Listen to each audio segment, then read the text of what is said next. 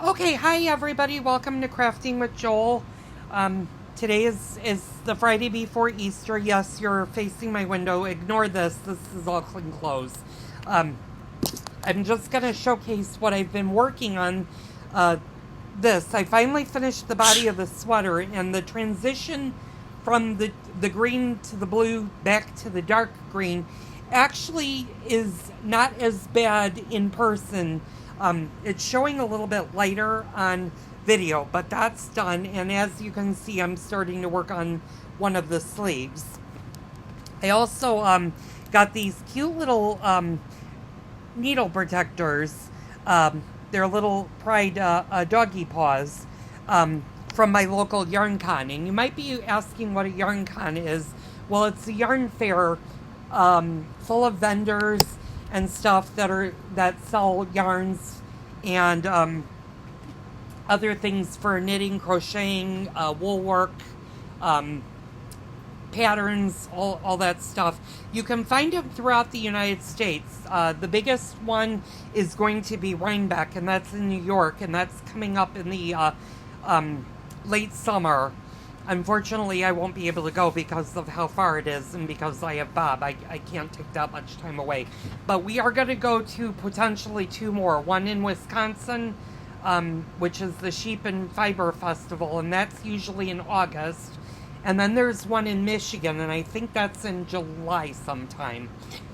There is one, if you guys are south of Indianapolis, that's coming up the first week of June. Unfortunately, I'm not able to go to that one because I have a previous engagement that's going on. But I thought we would talk about how to store your yarns, what you might want to get when you store the lovely yarns that you're going to be spending money on, and where to kind of store some of your projects.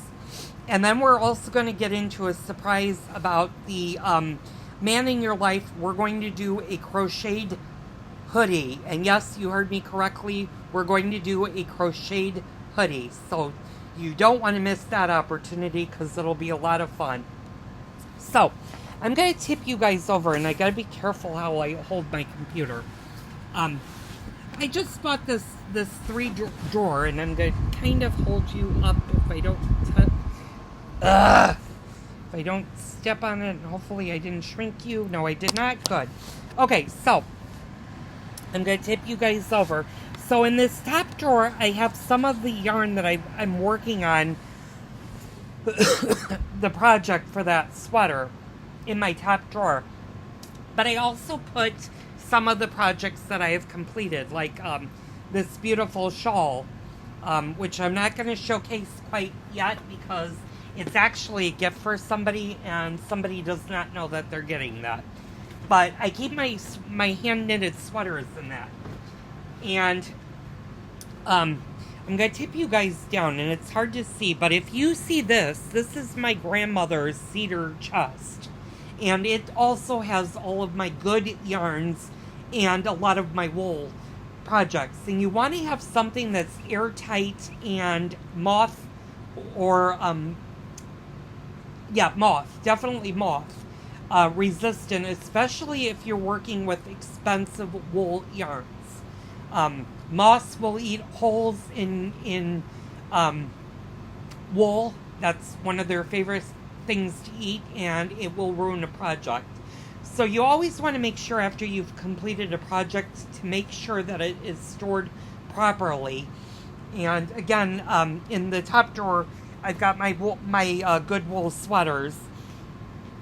And in the other drawers, and I'm going to kind of tip you guys down, I'm going to pull this one out. You can see all of my good yarns are now in this drawer. And then the very bottom drawer down here, I've got some notions and a project that I was working on that's in timeout. And I've got some other yarns. Usually at the bottom, I keep more, not the necessarily the high quality yarns, but some cheaper yarns that I do like to work with.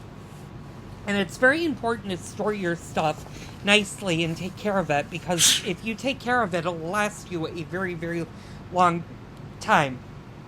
So as soon as I finish this sweater, and I should be done with the sweater sometime within the next 2 weeks, we're going to get into a crochet, just because I need a break from knitting. I've been knitting for so many months that I now need a break, and we're going to go into crochet. And I found this book. It's called The Crochet Dude's Design for Guys. And why this is such an important find for me is, if you are of the female sex, there are thousands upon thousands upon thousands of patterns that are geared to you, women. And not every unisex sweater will work for a guy. And this is the hoodie that we are going to be working on next. It's called Dawg. It's D-A-W-G. And you can find this pattern for free on Ravelry if you have set up your Ravelry account. I would go download this pattern. It is free of charge for right now on Ravelry. And this is actually crocheted, and this is actually something I would definitely wear. I'm going to bring you in so you guys can see it. And we're going to start casting on this project probably within the first 2 weeks of May. And it's got some great patterns in it for that guy in your life that will love it. Like I said, if you're just knitting for females, or for yourself, if you're female, there are hundreds and hundreds and hundreds and hundreds of patterns that you can find on Ravelry for her, but very few patterns are geared for the male. And this book is written by the Crochet Dude, and it is geared towards men. A matter of fact, none of his sweaters are considered unisex. They're considered for men, and I'm kind of excited to get into that with you guys.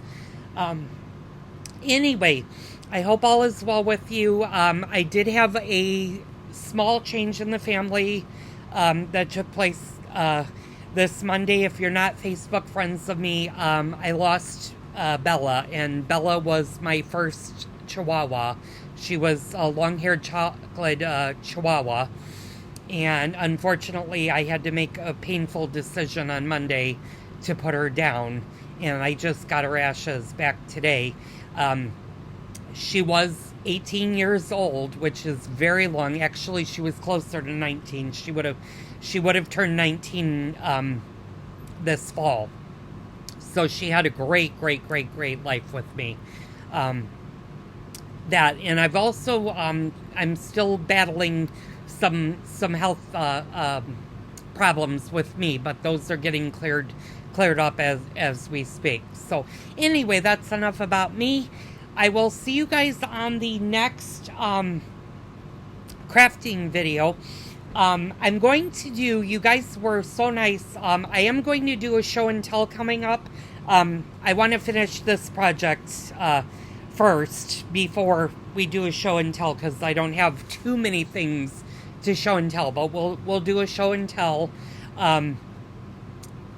fairly soon, and I might actually do a live video for that one with the show and tell. Some changes that are going to be done. I'm working on the back bedroom. I hope by July, sometime either July or early August, to have that turned into a guest room / crafting room. And hopefully I will have that completed before the summer ends, because my goal is to get out of the master bedroom, get into there, and actually crochet so that I don't have multiple projects going on. And in the meantime, if you guys are interested in doing the crocheted his hoodie, download the pattern and it will tell you how many balls of yarn. This, for my size, is going to use 1,725 yards. Now, I'm not sure if I told you, the difference between crocheting and knitting is on 2 needles, crocheting is on a hook. Crochet work is always going to use more yarn than if it's knitted, and that's just because of the stitches. So for this particular hoodie, in the wool that I'm going to do, you're going to need approximately 9 to 10 balls, and I would probably do 10 balls just to be safe, because that gives you enough leverage. And this is customizable to your size. So we're going to get into that, download the pattern, and I will see you guys on the next Crafting with Joel video. Until next time, craft on, have fun knitting and crocheting, and we are going to have some super projects coming up. I'll see you on the next Crafting with Joel video.